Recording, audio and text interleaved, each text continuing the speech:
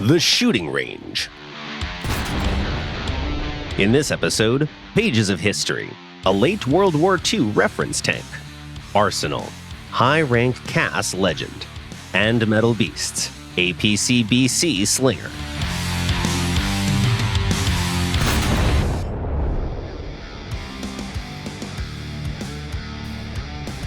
The Inferno cannon event is almost over, so it's high time to talk about its main reward. Please welcome an experimental Chinese self-propelled howitzer, the PLZ83-130.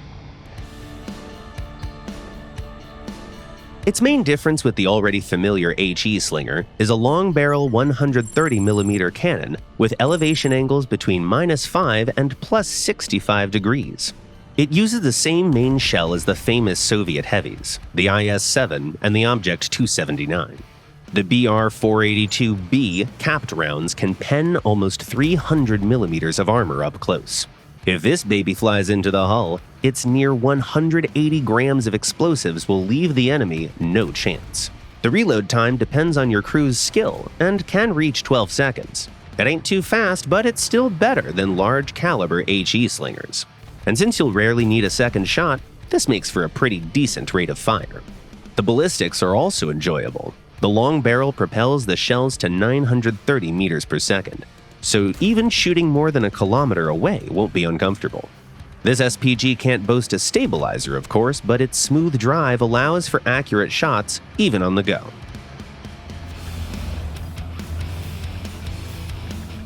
The front of the hull houses a 520 horsepower engine that can accelerate the machine to 56 kilometers an hour.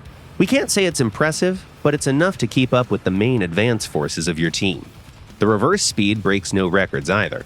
With only 8 kilometers an hour, you can't retreat after a shot, so think about your tactics before you attack.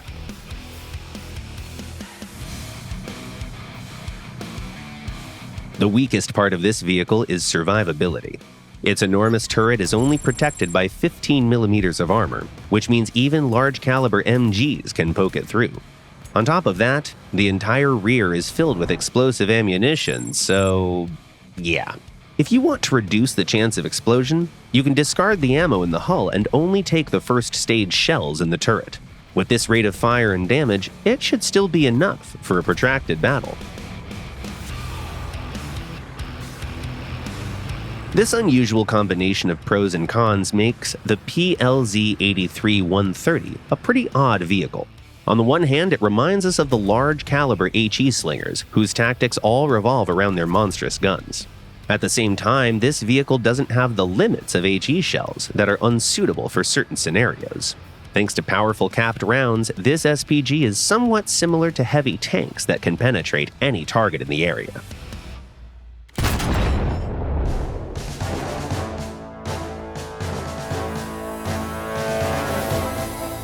During the Berlin Victory Parade of 1945, the German streets saw the Soviet heavy IS-3 tank, among others. Its hemisphere turret and the pike nose design produced a memorable impression on the Western Allies. The World War had just finished, but a new tension was already in the air.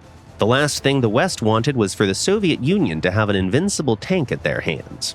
That's why the IS-3 was one of the main references for future designs. It inspired some engineers to develop more advanced armor, while others focused on new generation armament.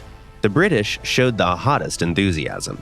Introduced in 1945, their Centurion received a 17-pounder cannon, powerful for the time, but the military still wanted more.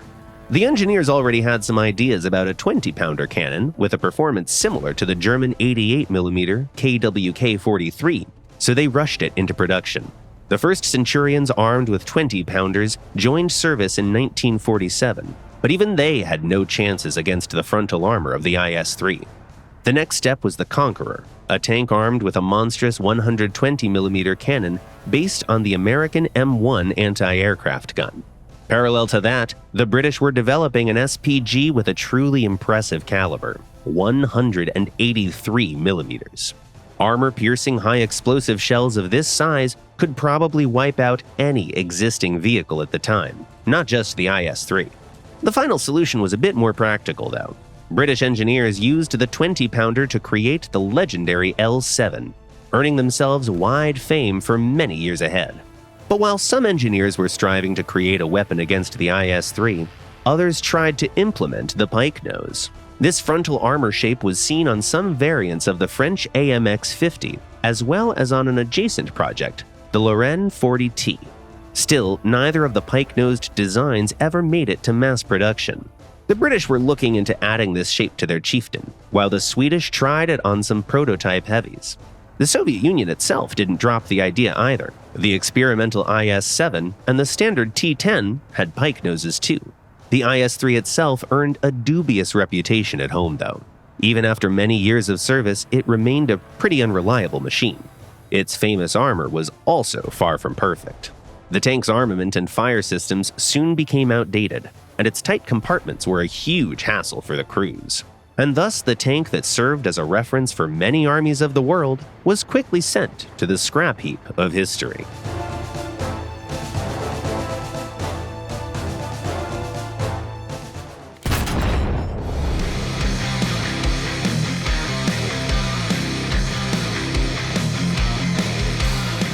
We continue our discussions of suspended armament, and today's episode is dedicated to the legends of high-rank close air support.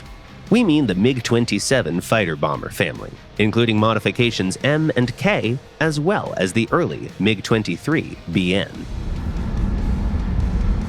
As usual, we'll start with air combat sets. First, fuel. Each plane can carry a single drop tank, but you don't really need it in realistic battles. The internal fuel tank can easily last the entire session. The early MiG has no air-to-air missiles, so you'll have to rely on the cannon only. The built-in 23mm autocannon offers good accuracy and a nice rate of fire, but its modest ammo pool can only last 3.5 seconds of continuous fire. You can also augment your firepower with a couple of gun pods. They triple your 1-second burst and provide a major buff to the ammo pool. With the MiG-27, the situation's much more enjoyable. Both of them have 4 R-60M all-aspect missiles for close range. Not the best ones in their respective class, but still good enough for the purpose. The late versions replaced the 23mm with a 6-barreled 30mm autocannon. Its 1-second burst is higher than that of the entire battery of the MiG-23-BN. It can even feel excessive against aircraft at times. But in mixed battles, it feels right at home. Even the standard belt is full of capped shells that can penetrate up to 40 millimeters of armor. A single hit is often enough for lightly armored vehicles like anti-air or IFVs. Next, unguided weaponry.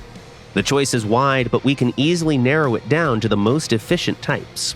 The best bombs for both MiG-27s are the Fab 500. Smaller calibers either feel uncomfortable to use or offer no advantage in the number of drops. Among rockets, go for the S-24. They're inferior to bombs when attacking tanks, but they're plenty useful against anti-air. All that's left is to build a few loadouts with different shares of bombs, rockets, and AAMs to match them to the current situation. Air's full of enemies? Take the R-60M option. The ground's full of anti-air? S-24 rockets, here we go. Lots of heavies spotted? Good old bombs incoming. The MiG-23-BN has a similar choice of conventional arms, but you might also want to take a look at 250-kilogram bombs. You might score more targets with the extra drops. Finally, the juiciest part is guided munitions. The MiG-27M and K have similar options, with the exception of laser-guided bombs, but the main difference is found elsewhere. The top MiG can boast the Kyra targeting pod with optical zoom, a good field of view, and an auto tracker. This piece gives a major boost to the efficiency of the Ka-25ML missiles, making them the main punch of the MiG-27K. There's also another option that suits both 27s, although it's more expensive. We mean a combo of the Ka-29T and the Cab 500 with TV homing devices. Tell us in the comments what aircraft you'd like to see next. Meanwhile, it's time for us to answer some of your questions.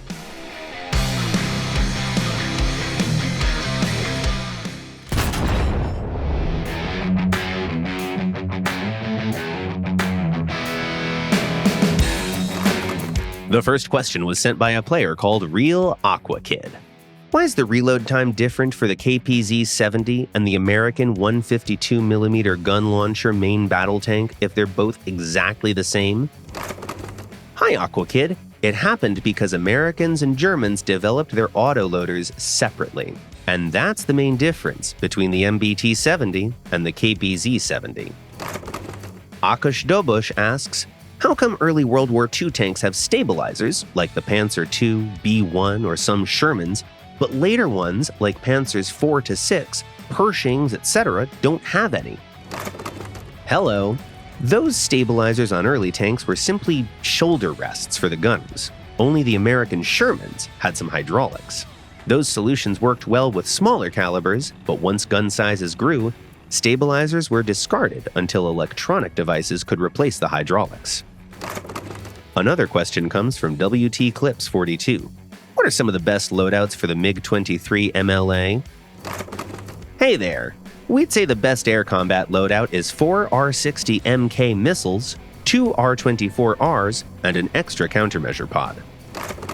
Raihan Widodo writes, wait, North Holland is just Eastern Europe, but rotated?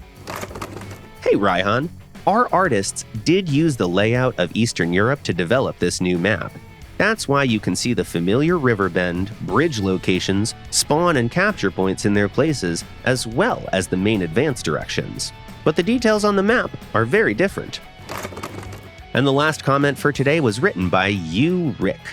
Are there any other colors of afterburner flame besides orange? And on which factors does it depend? Hi Rick. The color of the afterburner flame can vary from red and orange to almost white-blue, and it depends on numerous factors: engine state, exhaust temps, fuel type, combustion efficiency, air humidity, dust particles, lighting, and a ton of other factors come into play. That's it for today. You've been watching The Shooting Range by Gaijin Entertainment, and the next episode will premiere the following Sunday at 4 p.m. GMT or noon Eastern Time. Subscribe and click the bell if you don't want to miss our next videos. Don't forget that the Jagdpuma doesn't exist. Leave a like, share your thoughts and comments, and see you next week.